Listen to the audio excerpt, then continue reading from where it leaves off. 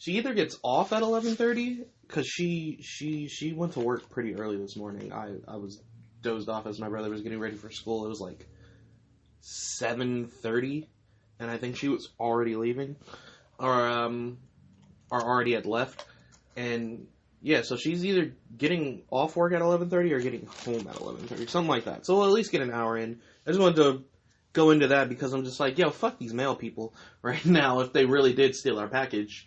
But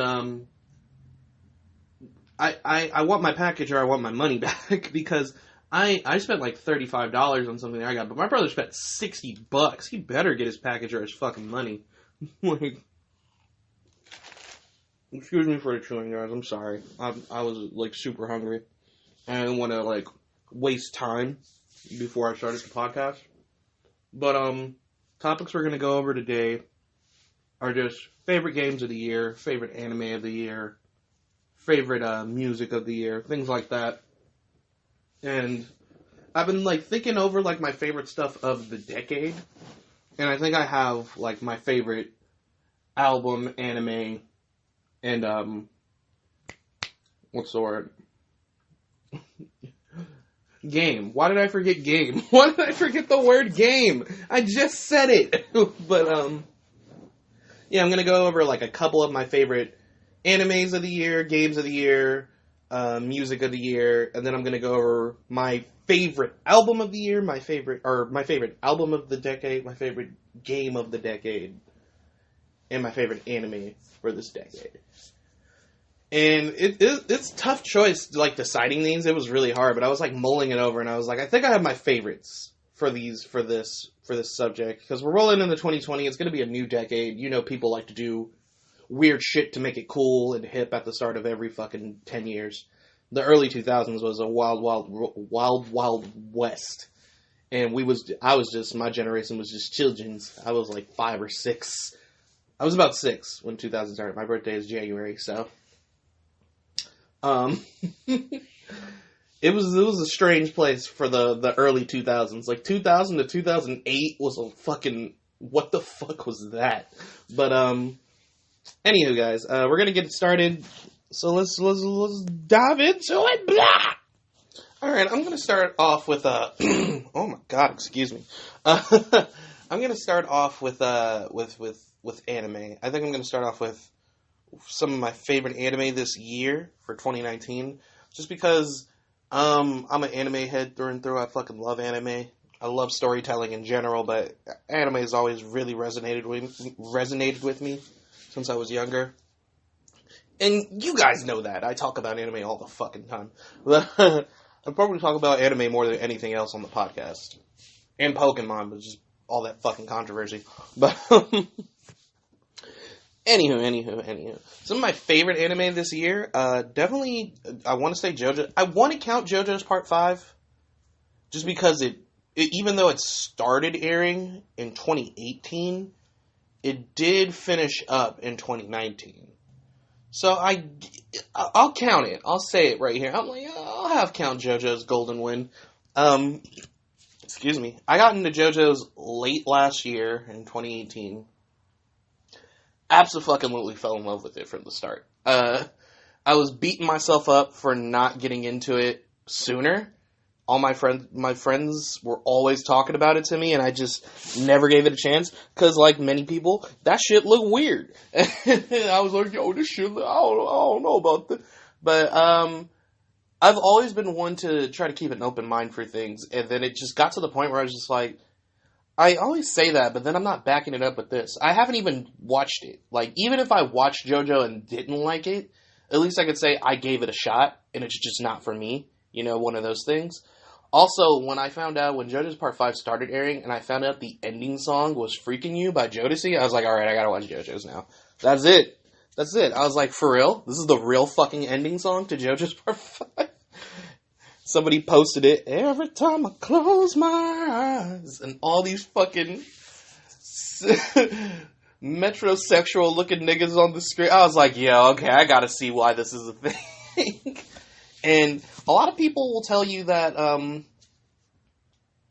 Part 1 and Part 2, or at least Part 1, is like the hardest part to get through. It's like not a good part. They're like, once you get past that, and once you get past part 1 or 2, it's like smooth sailing. Part 3 onward are the only good parts. I fucking strongly disagree. If part 1 is the worst part, which I think is, part 1 is definitely the weakest part, but part 1 being the weakest part is a good thing, because part 1 I think is fantastic. So it only gets better from that point on.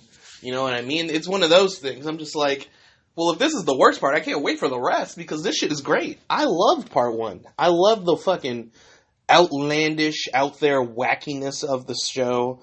That's the kind of writing I like. I really like parody, satirical, like, kind of like out there weirdness kind of writing. And JoJo isn't always like a parody or a satire kind of thing. It has plenty of serious moments, but you know what I mean? Like that weird, out there, wacky writing, because I feel like the term life imitating art is something I take very, like, seriously when it comes to writing.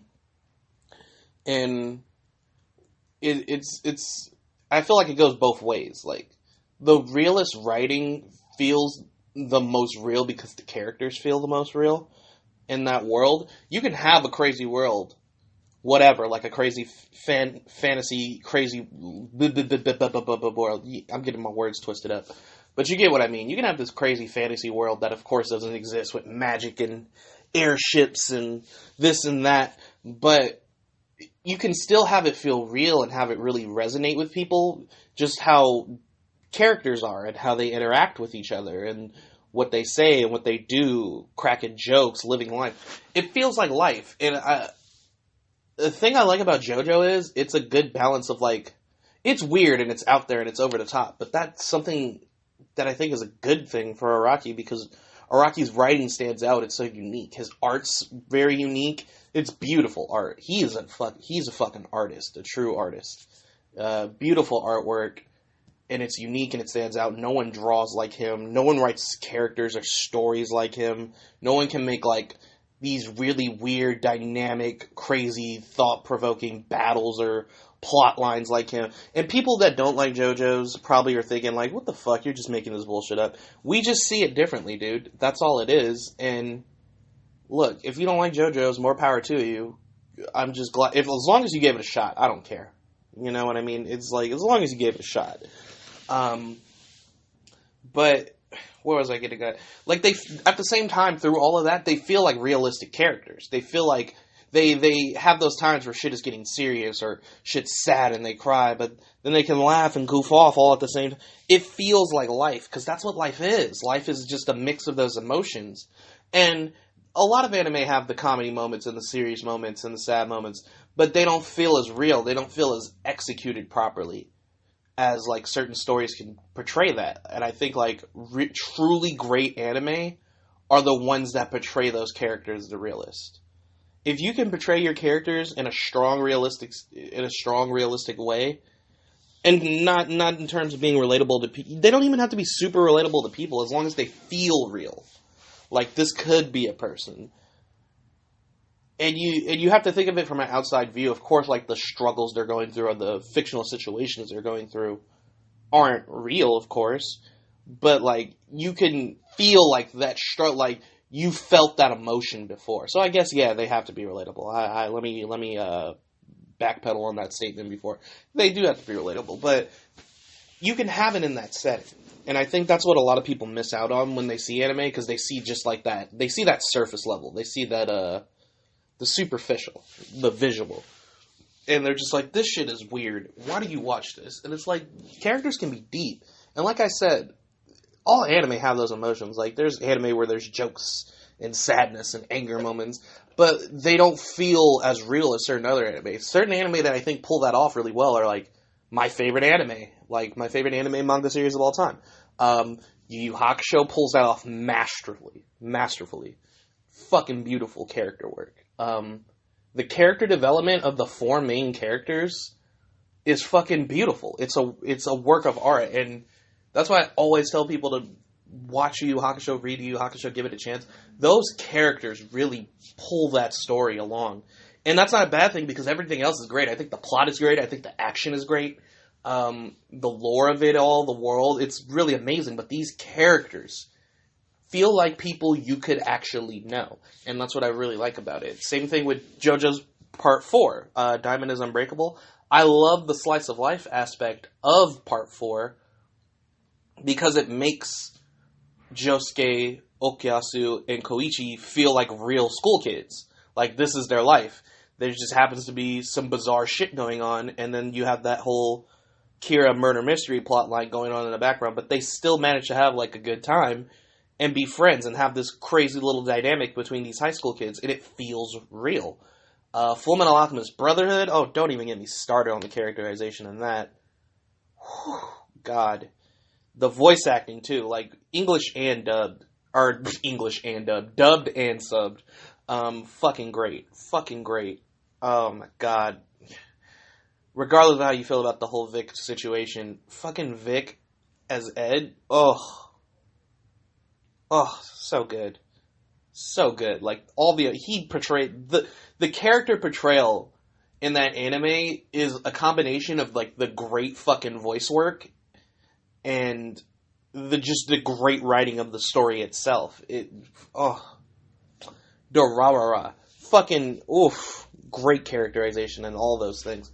Oh, God, I'm getting, I'm getting into it. But, you get what I'm saying. Characterization is everything. And that's why I think a lot of, like, my favorite anime this year, pertained to that. So, like, I would count JoJo's Part 5. Definitely. I'm Demon Slayer 100%. They're a little more unrealistic in certain traits. They kind of make certain personality traits of certain characters like caricatures, like Zenitsu and his like cowardliness, or why am I forgetting his name? Inosuke. Why did I forget it? I feel bad. I like Inosuke. I don't know why I like spaced out on his name for a minute, or Inosuke and how he's like super wild and over the top and is like, shut up, I want to be the... But at the same time, like, when they get serious or they get to those sadder moments, you see that real character. Like, the episode where Zenitsu's flashing back to his training and how he's thinking, he's like, I want to do better. I don't want to be a coward. I want to be strong. You think I want to be like this? It really hits you because you're just like, he really does want to do his best, and he really is trying with every fiber of his being. And it's just really hard for him. So I can't wait to see how the story goes, whether after the movie they make another anime season, which I hope they do, or if I just start reading the manga, I want to see where Zenitsu's character goes with that sense. And then Inosuke got fucking humbled, for himself at least. Everyone's like, dude, Inosuke, don't blame yourself. These niggas were ridiculous. And he's like, no, I need to do better. Like, I got fucking... like, you had never seen... From the point Inosuke was introduced up until before that point where he's humbled, we had never seen Inosuke hit that kind of low. He was always high energy. And then that moment, it just, like, you realize that Inosuke does have some feelings. Even though he doesn't understand them all the way himself. He's gonna have to realize that, and I think being with Tanjiro and Zenitsu, it's a good dynamic. It's like that.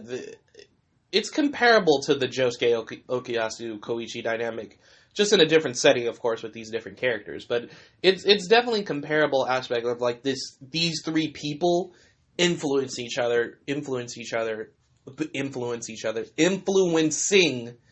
other. I am not speaking correctly today. I am so sorry. Influencing each other to do better. And I like that trio aspect. And then Tanjiro.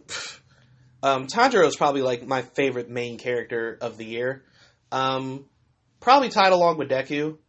But to be fair, Deku has had 3 previous seasons of development before I knew who Tanjiro was. But in terms of like new fresh faces that I haven't seen before, Tanjiro, yeah, I fucking love him, dude. I think he's a great main character. I think he's an interesting character.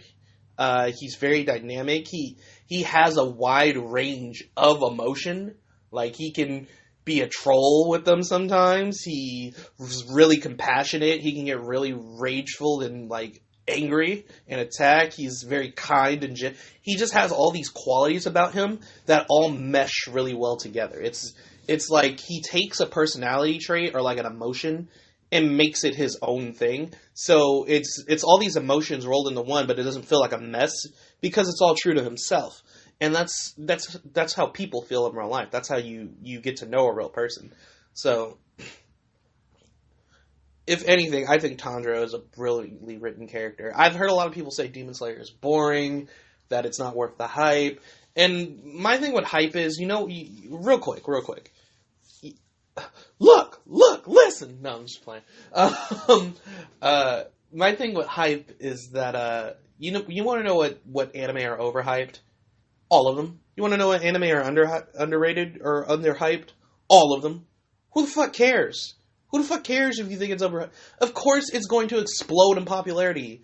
It's something that a lot of people don't fucking know about that burst onto the scene with this pretty animation, and people really like the storyline. If people do really like the storyline and enjoy it, of course it's suddenly going to rise in popularity because more and more people are hearing about it. I don't think that's an overhyped thing. I think that's just a popularity thing. That's how life is. Eventually it's going to settle out. It happened with My Hero Academia. I don't think My Hero Academia is overhyped nearly as much as it was back in Season 1 and Season 2. It just has its fan base now. That's just how anime is. That's how new stuff is.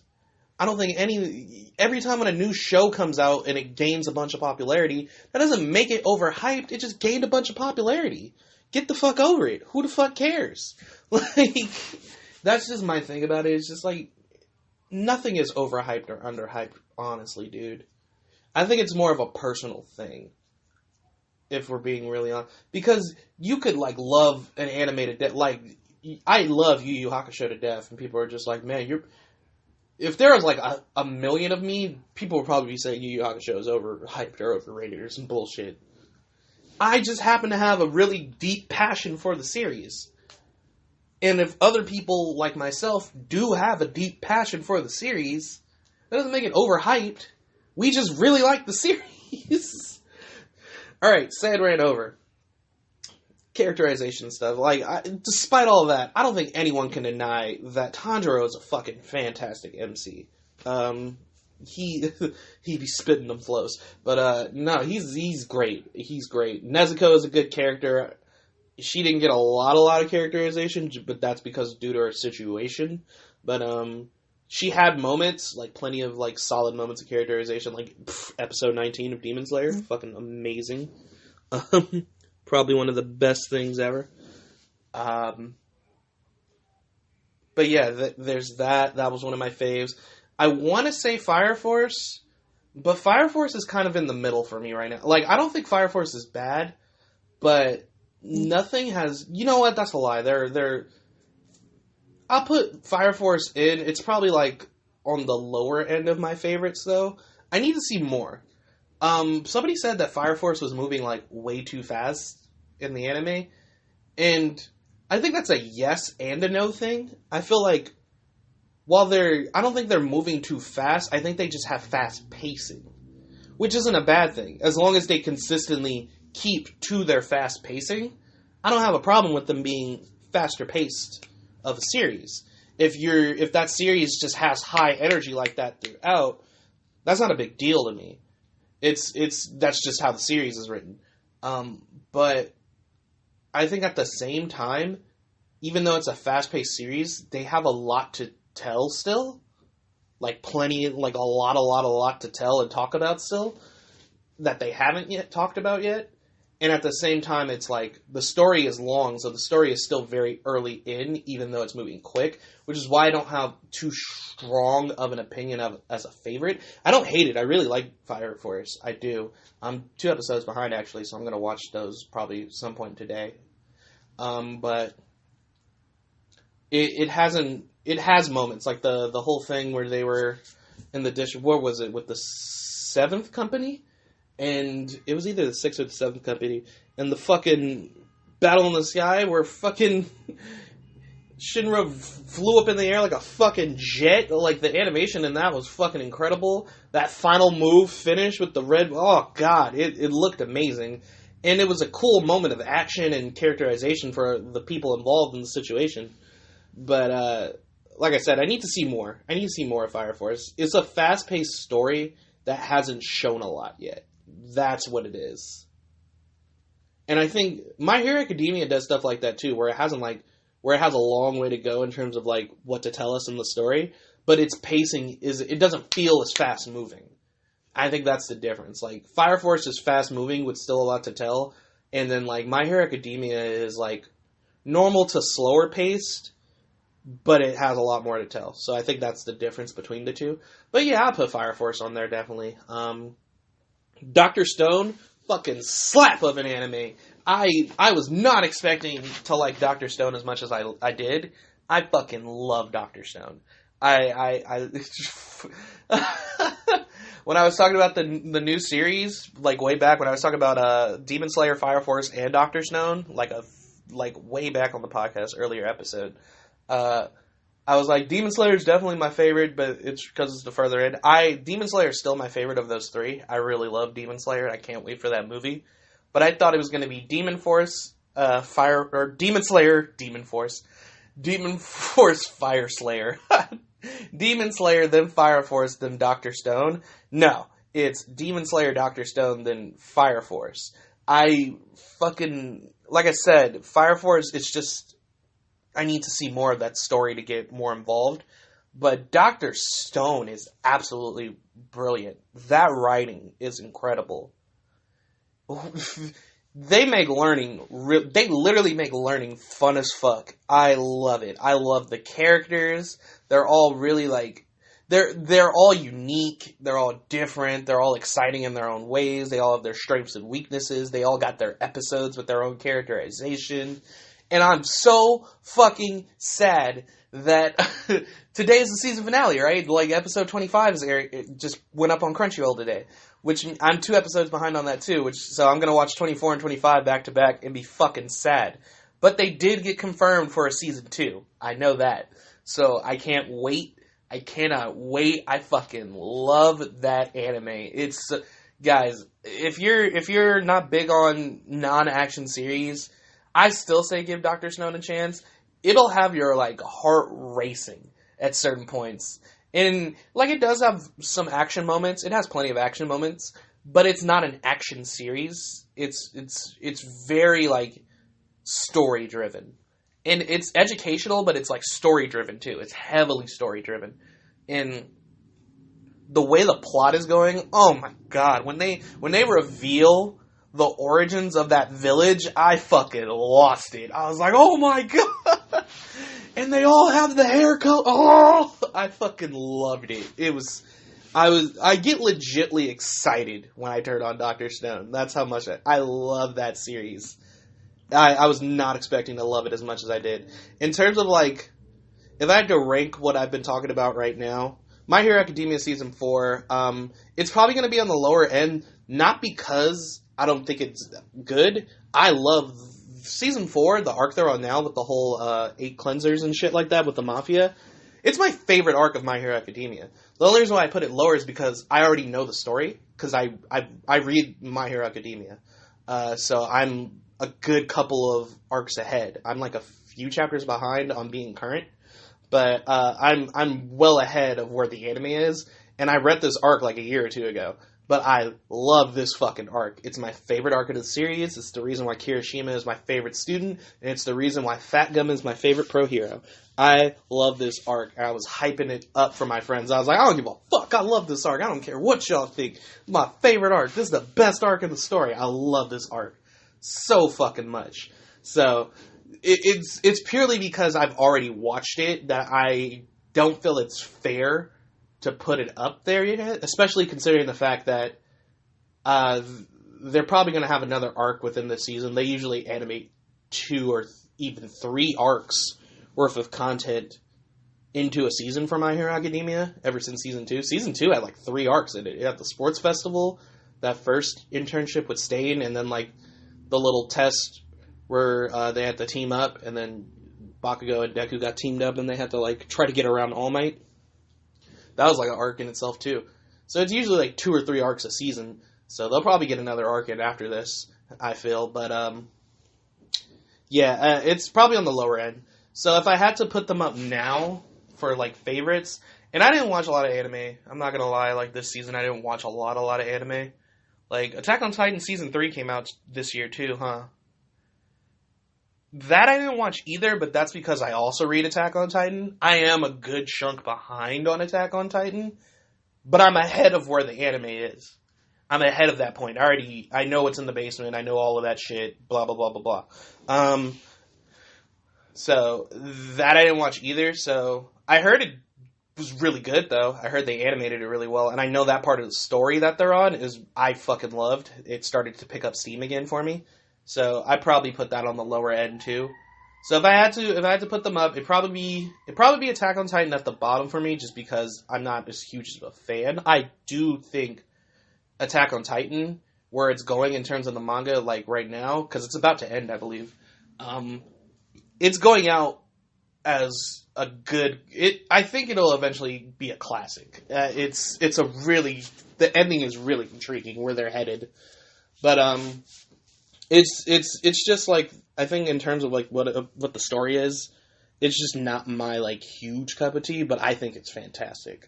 So I probably put Attack on Titan. Then I put I put JoJo's, just because I technically it came out in 2018. So I don't want to count it fully. Technically Part 5 started airing in 2018.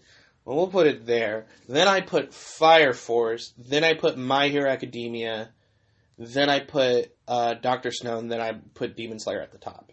I haven't talked about Vinland Saga just because I haven't watched it, but I heard it's fucking great.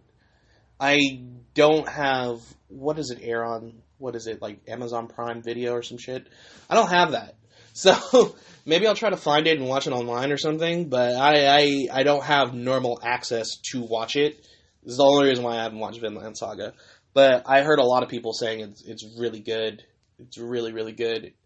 I don't know much about it just because I've been kind of avoiding scenes, because it intrigued me, so I don't want to see too much because I don't want to be spoiled.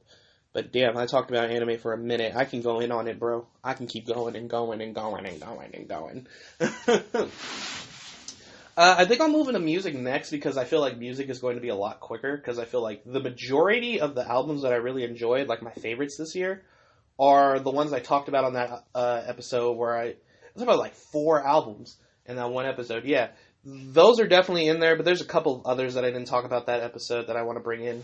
So yeah, like favorite albums, the 4 that we talked about in that music episode, the whole thing where I went into the Chance controversy where people were like criticizing him, but really weren't criticizing him, they were just talking shit. But Rich Brian's The Sailor, fucking loved it. YBN Corday, what was it, Lost Boy? That is my favorite album this year, to this day, hands down. Oh, phone. It's my favorite album this year, hands down. I was waiting to see if anything else came out that like really caught my attention. Nothing else. Other stuff came out that I liked, but Lost was, oof. It was good. It was really good. Toby Lou Live on Ice, loved it. I've been listening to it again lately, just because I love the vibe it gives off. It's such a positive vibe. And Chance the Rapper, Big Day. I know, very polarizing album, very polarizing opinion. I like the album. I don't give a fuck. Fuck you guys if you don't like the... Not fuck you guys, but if you don't like the album. It's just, for me, it's like, I don't give a fuck if you don't like it. I like it. If you don't like it, cool. My whole thing about that episode of the podcast, I was just like, people are saying they're criticizing him, but I could see in the comments, some of it was criticism in the comments on his Twitter and shit like that. But a lot of it was them saying, like, shut the fuck up, bitch, and learn to take some fucking criticism, nigga. Like, people were literally saying that, but I was like, but you're not criticizing him. You're just cussing him out and saying his shit sucked. That's not criticism. You're not giving any idea of, like, why you didn't like it, or what you thought could have been better. or this and that and this and this. And also, I feel like people expected like an acid rap too, which is something he didn't really promise.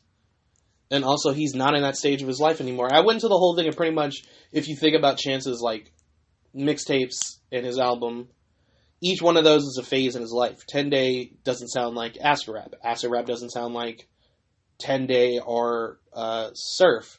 Surf doesn't sound like 10 Day acid rap or Coloring Book. Coloring Book doesn't sound like any of those before that. And fucking The Big Day doesn't sound like any of those before that. It's different phases of his life. Like, he's growing up, and his music represents whatever he's doing at that current point in his life. So, he had growth as an artist. Bitch-ass niggas. But that's just how I feel about it. I'm not going to dive into it again. You already know I love those albums. Obviously, I said, hands down, my favorite was YBN Cordae's Lost Boys. Second favorite album of the year, though, it was my favorite album up until Lost Boy came out. What was it? Dreamville, Revenge of the Dreamers. What was it? 2 or 3? Something like that. That's what it's called. Fucking woo! If y'all didn't listen to that album, please go listen to that album. Oh my god. Fucking heat all the way through. And the only reason why I like Cordae's album better is just because I like the feeling of, what is it? I like the feeling of, like, an artist with his own, like, project, more than, like, a collaboration thing. Or, like, a group with their own project rather than a collaboration thing. I feel it's more personal. It resonates with me a lot more. That's the only... So it's personal feeling and experience why I like Lost Boy more. But, ooh, that Revenge of the Dreamers... That's some delicious rap right there. That shit was good, bro. Y'all ain't heard that shit? I know y'all at least have to hear Costa Rica. Woo! Man. It's some good shit, bro. It's some good shit. Oh, man. So, yeah, give that a listen. Like, I'm not gonna go too deep into these. This is just me talking about my favorites. I feel like the deepest I went in was the anime, because I fucking love anime. But it was just a solid album of dudes spitting some hot ass shit on some tracks, dude. It was good, man. So if you're really into that, let me listen to some hip hop mood. Like, if you're really in that mood, just kicking back, chilling with the boys or something, put that on. That shit is dope. I love it.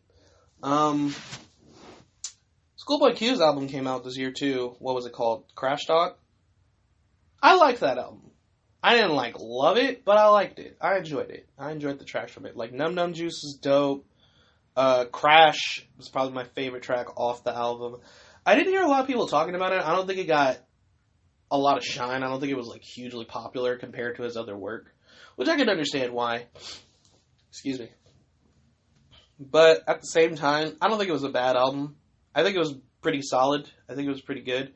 I won't say it's one of my faves, but it did come out this year, and I don't think I've talked about it before. I did like it. I remember it enough to know that I enjoyed it. Yeah, so if you haven't listened to Crash Talk, I say it's worth a shot. Like, at least one listen. See if you like a couple tracks off of it. Like I said, my favorite tracks, the most notable ones for me were Num Num Juice, which was the first single off of it, and Crash. Crash was definitely a really good song, in my opinion. What else came out this year? I know there's a couple of more things that came out this year. I don't know why I can't... I just said, yeah, if it's memorable, it must be good, but then here I am not remembering other shit. I know at least one other thing came out this year, and I don't know why it's not clicking in my head. Plenty of shit came out this year. It's just the fact that, in terms of what I listened to, I think that was mainly the main... Those 6 are, like, the main ones that I really, like, bumped to this year. Like I said, I'm very recluse. So if anyone has any other albums that they thought were good this year, and you're listening to this episode, and I didn't bring them up, let me know about them. I want to give them a listen. But yeah, Lost Boys by Cordae, or Lost Boy by Cordae, favorite album this year. Ooh, loved it. Thought it was great. Fuck, that's gonna bother me. The fact that I don't remember this other album. What else came out this year that I listened to? I know there's one more thing. And I know I really liked it because it's bugging me. I hate this. I hate when that happens. I hate when you can't just quite put your finger on something. Because I'm going to remember it later. I'm going to remember it like 2 days after this podcast. I'll be like, it was that. It was fucking... I like that Nick Cannon dish... No, I'm just fucking with y'all. We ain't even going to talk about that shit. That Nick Cannon diss track, bro. I compared it to... It's like, you know that feeling when you're embarrassed for somebody? I didn't even feel embarrassed for this nigga. That's how bad it was. I didn't even feel embarrassed for this nigga. Like, because usually when I hear something cringy or bad, I'm just like, I feel bad for you. But with this Nick Cannon single, I was like, damn, nigga, this is just awful.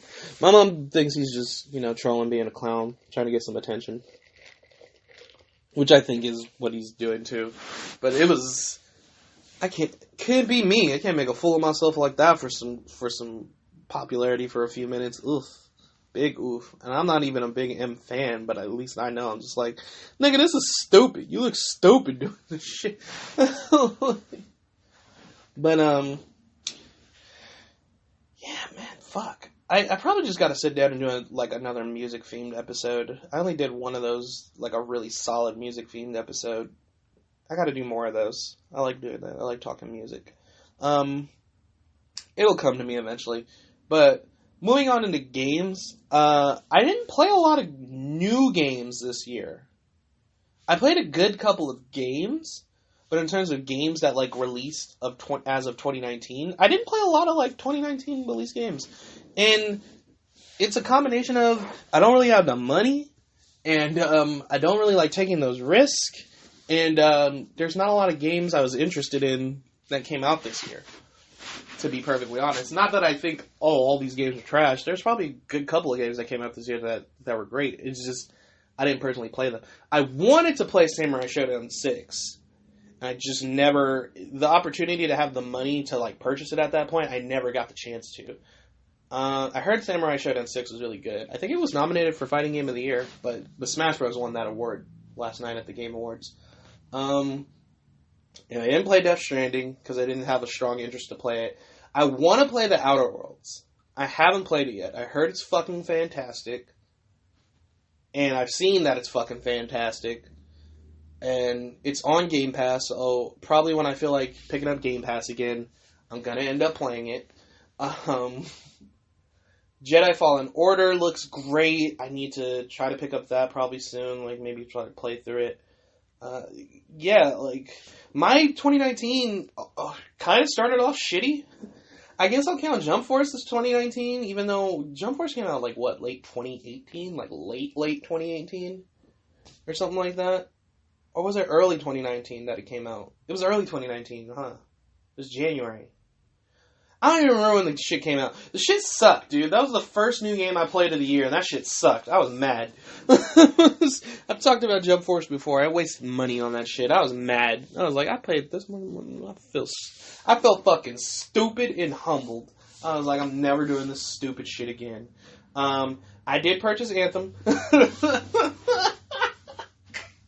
Right after I was talking, I'm never gonna do this stupid shit again. I did buy Anthem.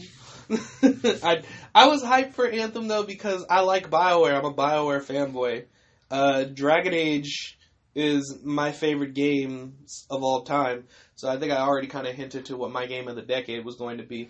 Because Dragon Age, it came out in this decade. Yeah, the one I'm thinking about. But I love Dragon Age. I love Mass Effect is one of the main reasons I got a little more into sci-fi, because I think before Mass Effect, the only thing sci-fi related I was into was Star Wars.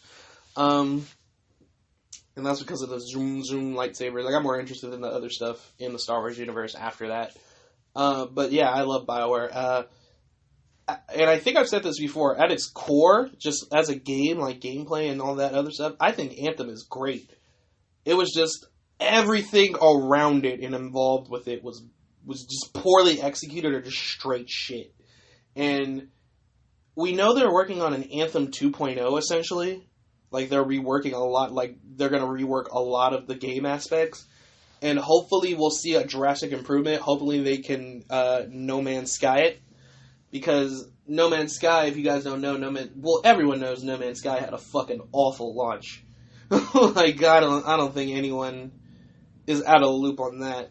But a little while back, they revamped a lot of stuff, did a lot of changes, updates, additions, fixes, and I hear that No Man's Sky is great now. Like, No Man's Sky is a really fun game now, but it had an initial awful launch.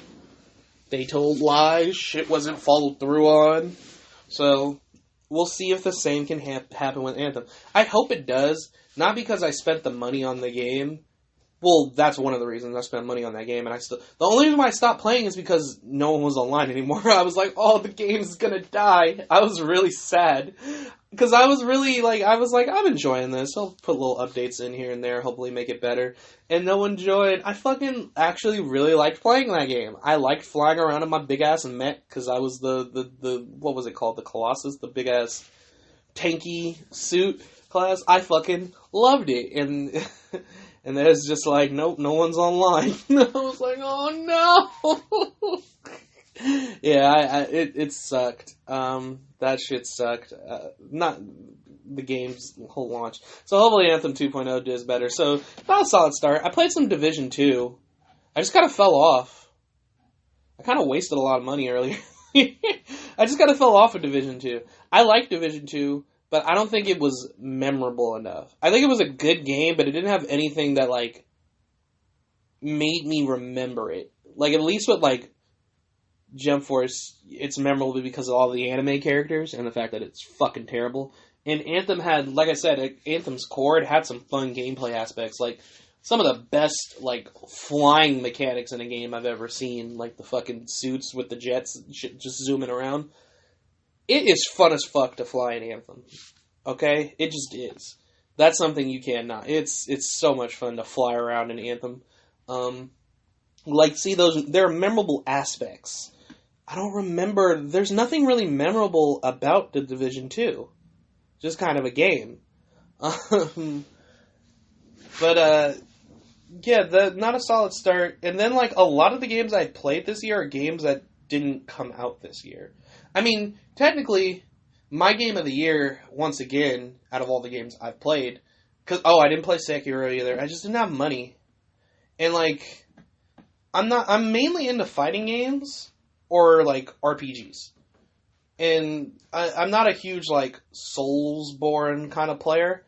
I think the games are interesting and cool and neat, and I'll, like, pick up the controller and play at a friend's house every now and then, but, like, I've never had the desire to really, like, own one of them. I just think they're fun to, like, watch and look at, because the skill involved with it is really cool. I'm just not a huge fan. That's just me. But, I know Sekiro was fantastic. Sekiro won Game of the Year, didn't it? I think Sekiro won Game of the Year. Good, better that than Death Stranding. But, I don't hate Death Stranding. I actually looked up the plot to Death Stranding, like the full plot explained. I think Death Stranding would have made a great mini-series. Or a movie or some shit.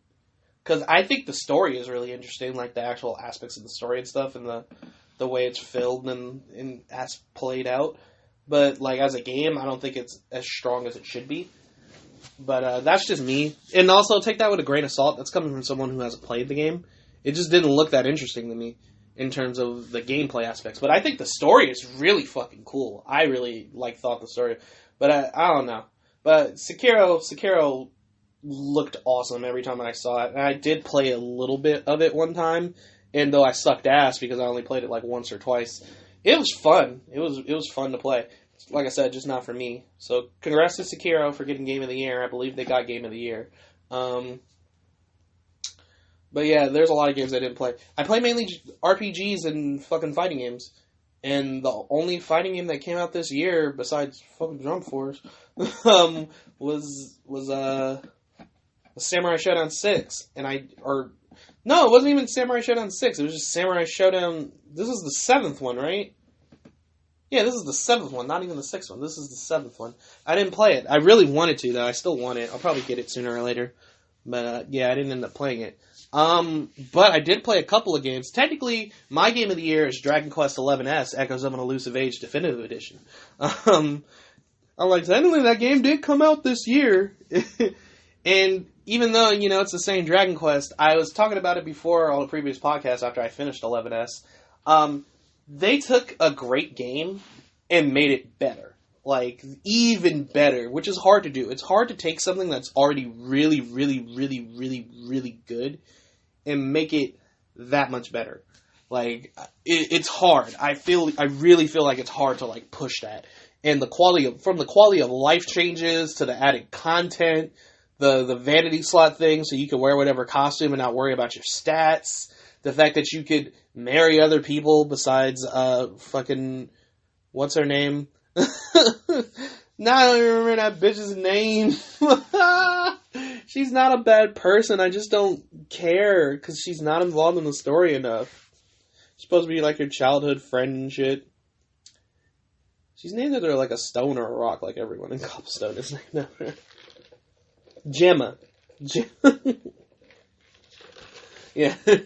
Like, I don't care. I married Serena. Oh my god. Yeah. Sorry. That game, I'm like having flashbacks now. Oh, the little character side stories at the start of Act 2, where you see what everyone was doing before you have to gather the crew up again. Fun. They just added a lot of stuff. Like I said, that game, 11, if 11 is like a 9 out of 10 for me, 11S is like a 9.9 out of 10 for me. Like I said, the only thing I hated about 11S is the same thing I hate from 11 is the fucking horse races. I hate the horse races so much. With every fiber of my being, I fucking hate those horse races. They suck. But other than that, I think that game is damn near perfect in everything it went out to achieve. And there's like 2 more bosses, like super bosses, so I still got to go back and try to do those and finish all the tackle quests. I'm eventually going to go back and do that stuff, but I'm playing other games. I didn't want to take too much time with that. I played another game this year. It was like a smaller game. I think it got crowdfunded on Kickstarter called Regalia of Men and Monarchs. And Regalia was interesting. It's one of the strategy turn-based RPGs where you move on a grid and shit, kind of like Final Fantasy Tactics and stuff like that. But it had this managing cycle. I don't want to get too deep into the story because it might be too much to explain.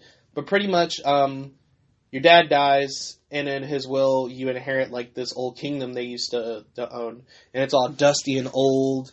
And you, this knight that's sworn to guard you, and your 2 sisters are tasked with, cleaning the place up and making it respectable again. But then a debt collector shows up. Apparently, someone in your family line left a huge, massive debt, and since now you own the kingdom and its property, you're tasked with paying off the debt. So, as you're rebuilding the kingdom, appeasing the townsfolk, gathering new allies and befriending them and getting to know everyone and doing all that shit, you have a deadline every chapter. So they usually give you about 2 months or like 50 days or something like that to do certain things. So it's like, finish this many quests, and then sometimes maybe they'll give you a specific side quest that you also have to finish within the 50 days. And if you do that, you pass the chapter and you get to move along. So there's kind of like a time management aspect, kind of like Persona 5. You know how Persona 5, it's like, we have to take this palace in such and such many days, or else this is gonna happen and we'll be in trouble. Shit like that. You have deadlines like that. So within those deadlines, you can go on missions to collect money, complete the quests required for you to move on to the next chapter, bond with other characters, like spending time with them, just like in Persona, rebuilding and upgrading things in the town to make them better, fish, shit like that. It's a fun little game, and the combat is really cool because you level up as a group, so you have one experience bar, but everyone levels up whenever the experience bar gets full. And instead of getting new abilities, you always have the same 5 abilities. You have 4 abilities, an ultimate ability, and like a passive. And instead of getting new abilities, you can get upgrades for these abilities that you can equip So maybe it'll like change certain aspects of it, like, oh, now it doesn't push people back tiles, but it does this much more damage and shit like that. You pick and choose what you want to equip to customize your characters accordingly, and they also have little things for stat boost, shit like that. So I like that aspect. It was really fun and unique to like customize my characters in that way. The storyline's also very fun. It's just like I was talking about, where the characters have very wacky comical moments, but they have these moments where they feel really real. It's just a fun little wacky story.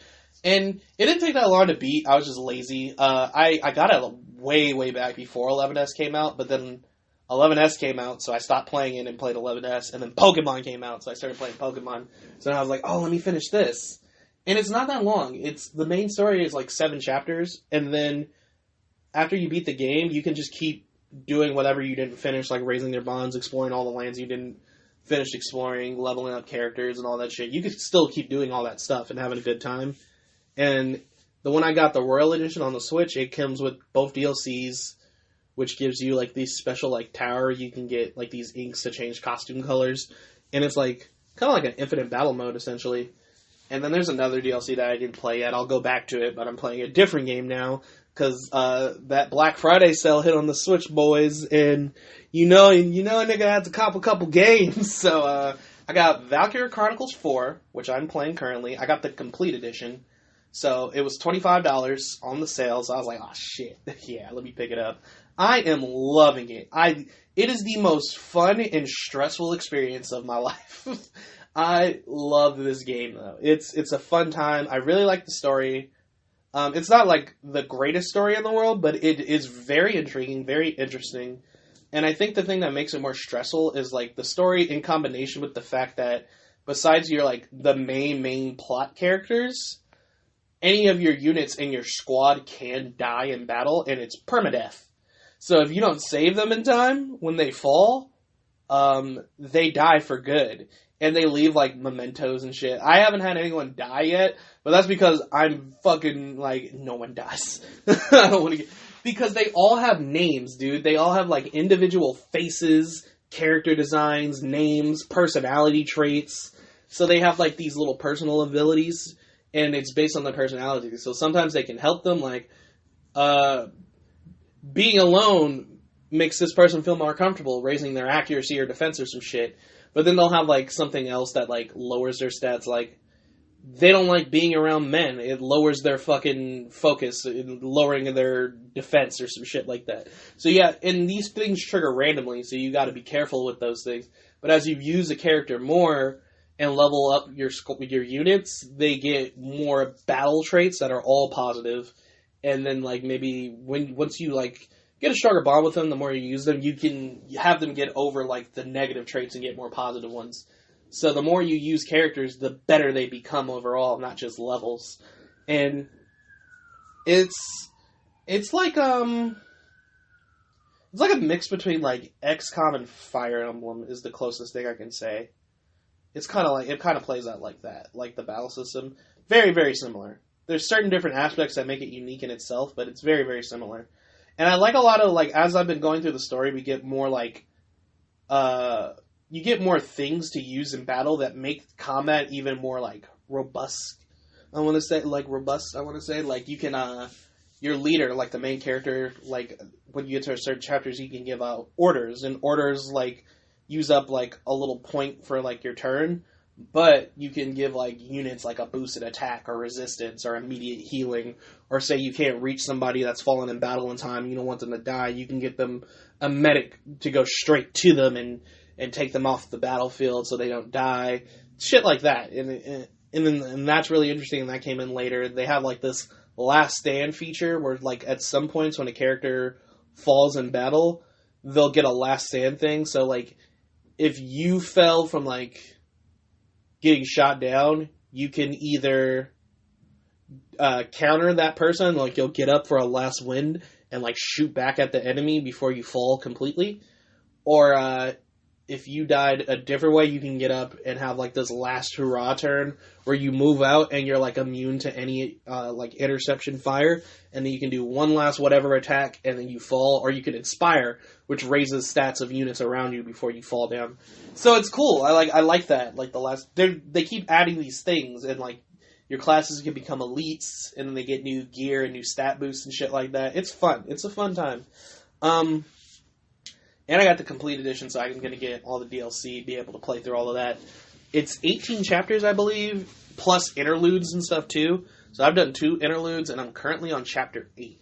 So I still got a good way to go, but I'm loving it. I also eventually bought the original Valkyrie Chronicles, like the first one, for Switch as well, because it's like kind of like a remastered version with all its DLC. Because it was $10, and I was like, fuck it, let me get it. And, I'm eventually going to play that one. I looked it up. People are like, well, 4 and 1 take place around the same exact time. So, and people are saying you honestly don't have to play them in order. They recommend that you do, but you don't really have to. And just don't play Valkyrie Revolution. Nobody talks about it. It's apparently set in an alternate world from the original 4. And it's not good. That's what I've heard. Sorry, let me get a little more comfortable. But yeah, I'm playing that. And then, also for $25, because I had to pick it up, because my friend has been telling me to get it. I got Tales of Vesperia Definitive Edition on the Switch for $25. So after I finish Valkyrie Chronicles, I'm going to be playing Tales of Vesperia. So I heard that game is incredible. So I can't wait. And I love JRPGs, so I'm excited for it. I also saw that it has Star Ocean First Departure on the Switch now. So, and it's like another remake of it, Star Ocean First Departure R, some shit like that. And so I'm just like, ooh, that's another game I'm probably going to have to buy. Once I'm done with all of this stuff, though, that's when I'll get it. I'm not going to get it right now, because now I got a 2-game backlog. And Final Fantasy VII Remake comes out in March 3rd. And then Persona 5 R, I forget. It comes out some point in March. It's after Final Fantasy Remake, though. And then Persona 5 Scramble. There's a lot of shit coming out that I'm about to be taking up a lot of my 2020 time. I might even pick up Dragon Ball Z Kakarot. I've been seeing more and more stuff about it, and I was like, I'm probably not going to pick it up at launch, and now I'm just like, fuck, I might want to. So we'll see. We'll see what happens. But yeah, that's it for, like I said, Game of the Year, Dragon Quest XI-S, Echoes of an Elusive Age Definitive Edition. But before we close out, real quick, I just want to... You know what? I'll save the decade things for the last podcast. The last podcast episode, like 26 and 27. I think that'd be best. Because I don't want to, like, bleh them out really quick and then leave. I want to, like, go over them for some time, but I'm about to get ready to go. So I think I'm going to end the podcast here. I hope you've enjoyed listening to me nerd out about my favorite things from this year. Next week's topic is going to be about shit we as a nerd culture and nerd community need to leave behind in 2019. There's a lot. So, we're going to talk about that, just my final gripes of the year and what just needs to be left in the past. So, hopefully you guys will be tuning in for that. This was a weird one, I think, too. I think every episode I make of the podcast is weird, though. But, this one was unique. I was just rambling on and on and on about my favorite things I played this year, watched this year, listened to this year. But yeah, I hope you guys enjoyed it. So, favorite anime of the year, for me, probably Demon Slayer. Favorite album, YBN Cordae, The Lost Boy. Favorite game this year, Dragon Quest XI-S, Echoes of an Elusive Age Definitive Edition, which is funny, because Dragon Quest XI, Echoes of an Elusive Age was my favorite game from last year. So, but yeah, I've been playing a lot of JRPGs from like last year, or even like a few years back, or RPGs in general from last year, a few years back, catching up, got a backlog. But yeah, that's about it for this week. So I hope you guys enjoy your Friday. Hope you guys enjoy your weekend. I will see you next week. Thank you guys for listening. It's been 25 episodes. We got 2 more before the year ends and before the season 1, essentially, of the podcast is up. I'm going to be try to be getting some new equipment soon. So season 2 might not start off newer, but eventually it will. We'll get there. But I hope you guys enjoyed it. thank you so much for the love and support for the 25 episodes now.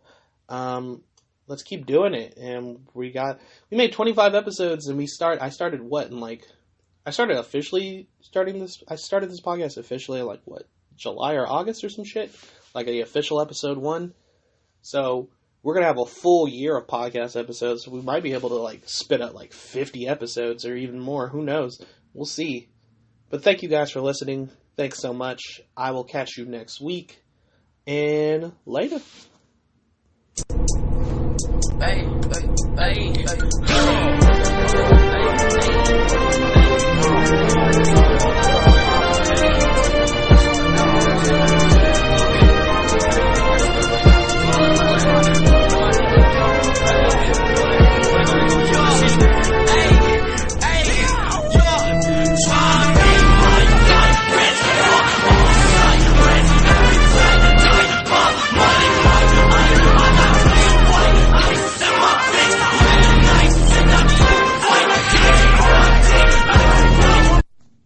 You know what? Fuck that. I'm going to tell you guys my decade favorites, and then we'll go into more detail about them in episode 27.